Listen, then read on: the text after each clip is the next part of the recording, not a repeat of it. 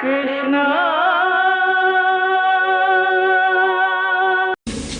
स्वामी पुण्य को सार्थक करने को जाई तमे तमर सबु सीमा टपी जाइछ चंडी प्रसाद। बारंबार कहती नेहा मु होती तमर स्वामी